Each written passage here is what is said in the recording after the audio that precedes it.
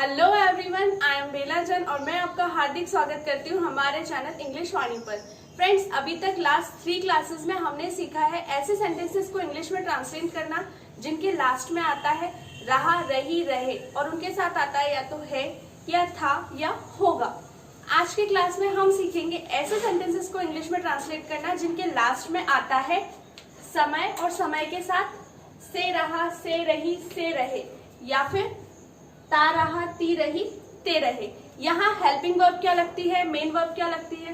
यहाँ helping verb लगती है हैज, हैव और उसके साथ बीन, और मेन वर्ब लगती है वर्ब के फर्स्ट फॉर्म के साथ आईएनजी।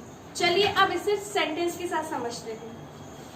पहला सेंटेंस है वह सुबह से पढ़ रही है। अब यहाँ लास्ट में आया है रही है, लेकिन इसके साथ ही उन्होंने समय भी, इसमें समय भी बताया है और से भी आया है। इसका मतलब ये सेंटेंस बनेगा हैज बीन और हैव बीन के साथ, लेकिन ट्रांसलेट करने के लिए सबसे पहले हम लिखेंगे सब्जेक्ट वह को इंग्लिश में बोलेंगे शी। उसके बाद आती है हमारी हेल्पिंग वर्ब, और यहाँ हेल्पिंग वर्ब क्या लगेगी, हैज बीन या फिर हैव बीन। अब हैज लगेगा या हैव लगेगा, इसके लिए आपको हमारी इस क्लास को देखना पड़ेगा, और ये सिंगुलर सब्जेक्ट है इसलिए यहाँ लग जाएगा हैज बीन। फिर मेन काम क्या हो रहा है, पढ़ रही, पढ़ने को इंग्लिश में बोलते हैं रीड, और यहाँ आया है रही, इसलिए वर्ब के फर्स्ट फॉर्म के साथ क्या लगेगा, ING. She has been reading. अब बचा क्या है, सुबह से। अब सुबह से के अर्थ में यहाँ हम 2 शब्द यूज करते हैं। जब भी कोई समय बताया जाता है उसके बाद से आता है तो हम 2 शब्द यूज करते हैं, सिंस या फोर। लेकिन समय क्या है, निश्चित है, तो निश्चित समय से पहले हम लिखेंगे सिंस, और अनिश्चित है तो उससे पहले लिखेंगे फोर। अब ये अनिश्चित निश्चित समय क्या होता है, जब भी समय का नाम दे दिया जाए, जैसे 5 बजे, 6 बजे, 2 बजे या फिर 1947 से, सोमवार से, जनवरी से, सुबह से, कल से, ये सब क्या है, नाम हो गए।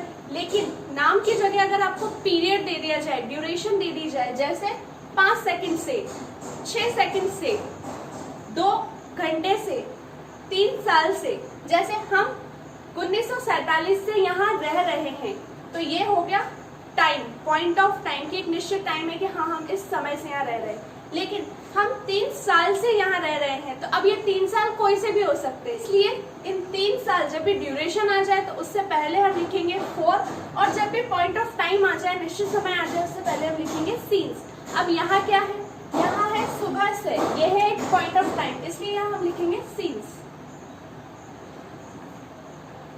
Morning.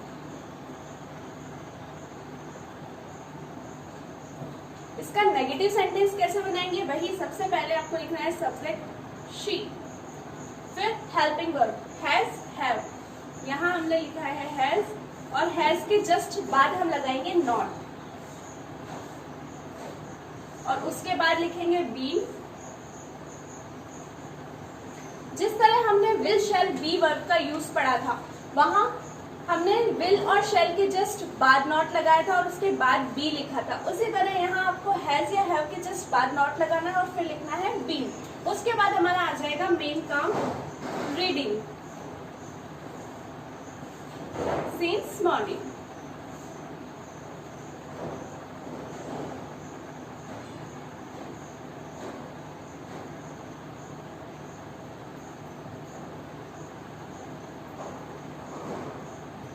She has not been reading since morning। अब इसका इंट्रोगेटिव सेंटेंस कैसे बनेगा, कुछ नहीं करना है, सिंपल। सबसे पहले आपको हेल्पिंग वर्ब को आगे लेके आ जाना है, वो है हैज। उसके बाद लिखेंगे सब्जेक्ट हैज, शी, और फिर उसके बाद बचा हुआ सेंटेंस हम एज इट इज लिख देंगे, has she been reading since morning।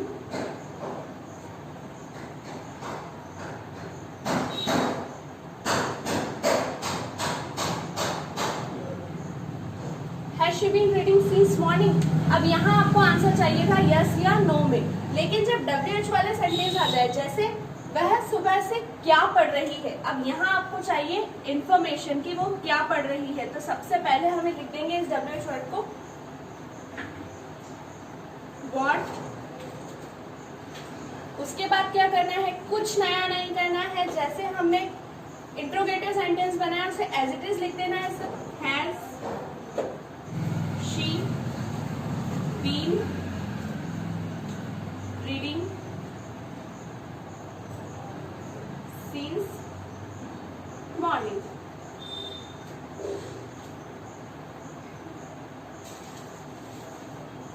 वह सुबह से क्या पढ़ रही है।